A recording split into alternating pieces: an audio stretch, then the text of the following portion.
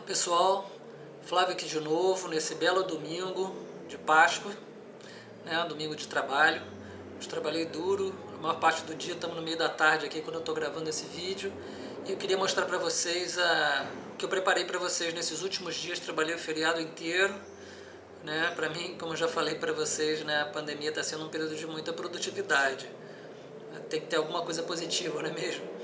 Então vamos lá. O que eu queria mostrar para vocês hoje, né, nessa semana que começa com a pandemia quase ultrapassando os 2 milhões de casos totais no mundo inteiro, né, eu queria mostrar para vocês um dashboard que eu e vários colaboradores desse canal e colaboradores dessa pesquisa, desse esforço que eu estou fazendo junto com os meus colegas, né, para combater a pandemia,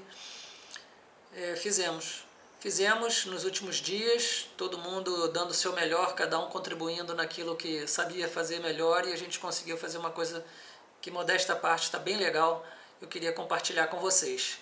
Então, pessoal, o que vocês podem ver, né, a tela do nosso dashboard, a URL para o dashboard está aí no pé do vídeo, né?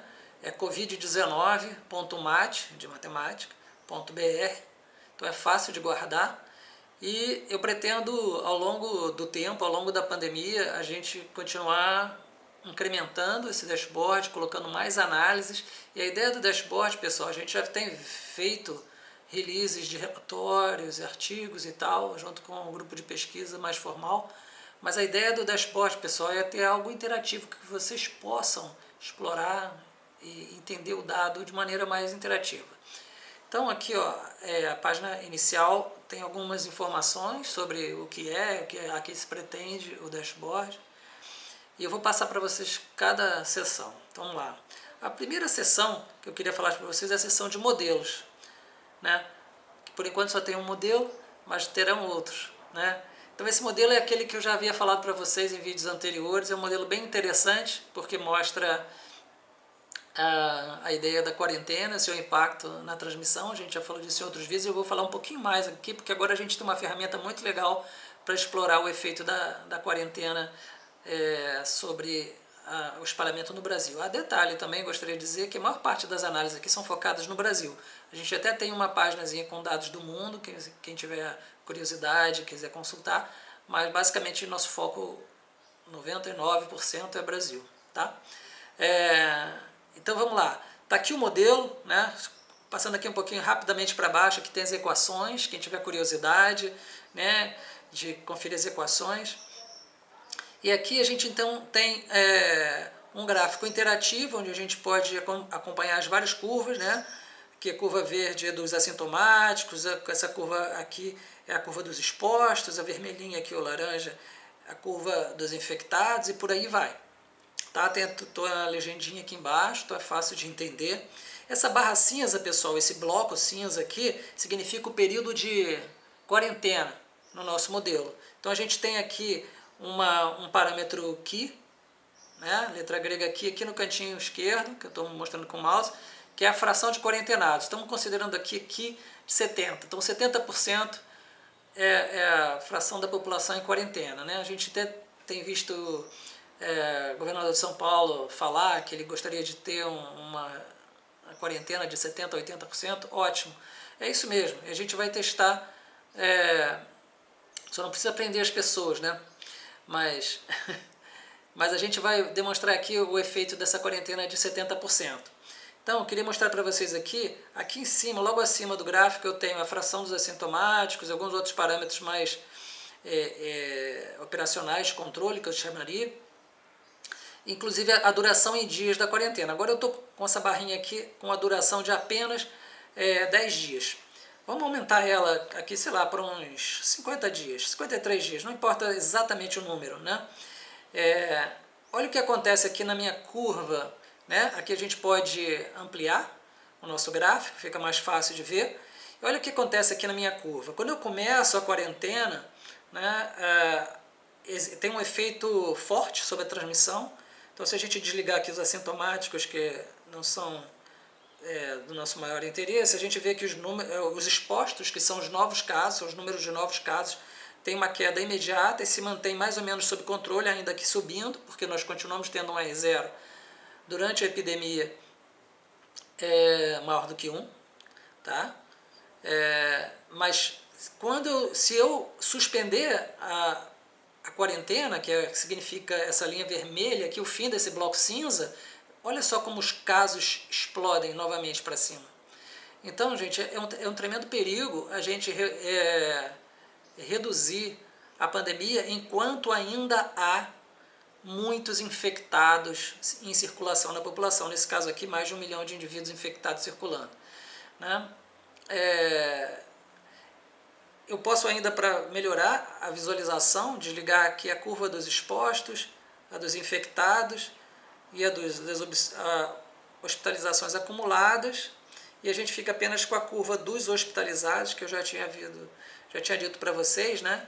Que são os casos notificados. Os hospitalizados no Brasil, hoje em dia, são os únicos que estão sendo regularmente testados. Então, quando a gente fala em casos notificados no Brasil, é essa curvinha aqui, não é aquela de milhões que a gente acabou de mostrar, tá? Então, aqui daria um quantitativo mais próximo do número concreto no Brasil de casos notificados. Então, vamos voltar o gráfico ao tamanho normal. Uma coisa legal que eu coloquei aqui para vocês, logo acima do gráfico, é o valor do R0 durante a quarentena e o valor do R0 fora da quarentena, tá? Então, com os parâmetros aqui, a gente pode mexer nos parâmetros. Então, eu posso reduzir a taxa de transmissão, por exemplo. Isso, então, altera aqui o meu gráfico, né? Então, agora eu passo a ter R0 3.3 fora da quarentena, né? Nesse caso aqui, o pico foi mais para a direita, ficou fora do período de quarentena.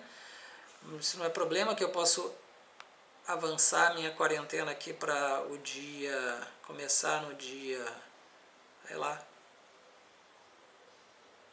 aqui, não muito, passei demais. Vamos começar a quarentena no dia 80. Olha como ela quebra a curva. A quarentena é muito importante. Quem ainda não está convencido, eu convido a brincar aqui com os parâmetros do modelo e entender por você mesmo, por conta própria, como é que funciona isso aí. Mas eu tenho certeza que vocês todos são muito inteligentes e vão conseguir trabalhar disso aqui. Então não vou gastar mais tempo, que quero mostrar as outras coisas que eu tenho aqui preparadas para mostrar para vocês. Essa animação que tem aqui na página Probabilidade de Espalhamento, eu preparei essa manhã, um bocado de trabalho. Ela aplica o nosso modelo de probabilidade de epidemia, na verdade a adaptação de um modelo já existente, o cálculo da probabilidade de epidemia, dada a chegada de novos casos em uma área onde ainda não existe transmissão comunitária. E aqui eu vou tocar então a animação para vocês, né? Onde a gente vê perfeitamente, à medida que os dias passam, como os municípios do Brasil vão ficando amarelinhos, que significa maior probabilidade de desenvolver uma epidemia, né? Esse gráfico, pessoal, eu começo a contar o tempo no dia em que os casos notificados no Brasil começam, pelo menos algumas cidades começam a apresentar pelo menos 100 casos. Por quê? Porque eu estou considerando um mínimo de 100 casos acumulados como estabelecimento de transmissão comunitária. Então tem alguns critérios aqui embaixo também coloquei uma descriçãozinha que vocês podem ficar à vontade para ler, que explica um pouquinho os pressupostos por trás dessa animação. Eu vou atualizar essa animação diariamente para que vocês tenham sempre as projeções daqui para frente. Lembre-se que a última cena dessa animação aqui significa uma projeção para o futuro. Por quê? Porque ela é uma probabilidade de epidemia em municípios que ainda não têm epidemia. Logo, quem está com alta probabilidade aqui não necessariamente já tem casos.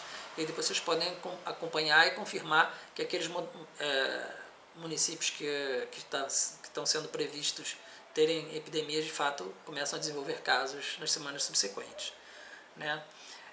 A gente também tem algumas páginas para acompanhamento dos dados, e aqui são os casos no Brasil. A gente pode observar os casos em escala linear ou logarítmica.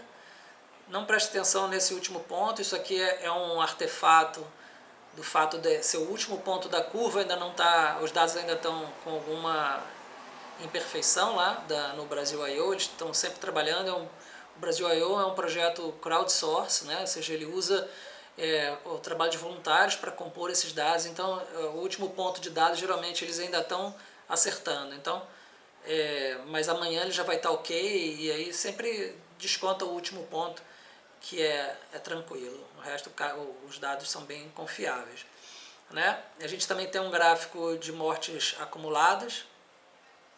Eu esqueci de mostrar para vocês que aqui a gente pode colocar os estados que a gente queira, né? Sei lá, vamos botar aqui Goiás, né? Distrito Federal e Goiás. Eu posso botar múltiplos estados, ou eu posso colocar também alguns municípios, por exemplo, Goiânia,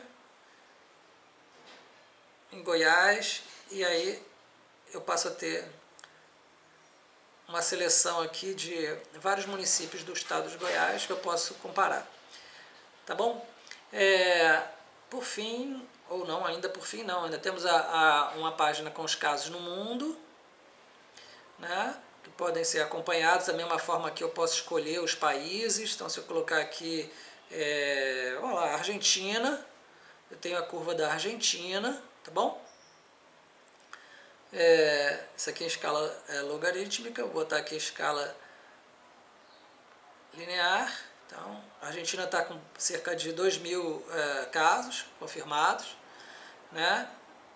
E a gente tem, por último, um gráfico de distribuição geográfica dos casos, onde tem aqui uma barrinha com os casos totais acumulados em cada estado brasileiro. Nessa página de distribuição geográfica eu vou começar a colocar outros mapas interessantes que vocês queiram interagir com. E por fim, a equipe que me ajudou a colocar isso no ar, muito obrigado para eles. Continuam trabalhando, na verdade, a gente não para. Enquanto a epidemia estiver aí, a gente está trabalhando para ir melhorando o dashboard sempre com vocês, ok? Então, pessoal, é isso que eu tinha para mostrar para vocês nesse vídeo. Agora vocês têm uma ferramenta para acompanhar a situação por conta própria, e ela vai só ficar melhor a cada dia que passa, à medida que a gente for colocando mais análises e mais instrumentos para que vocês possam explorar as evidências e tomar suas próprias decisões com base em dados, e não com base no que o vizinho ou a vizinha disse, com todo respeito aos vizinhos de vocês. Mas tomem suas próprias decisões, olhem para os fatos e pensem. Ok, pessoal? Então até o próximo vídeo, fiquem bem, se cuidem, até!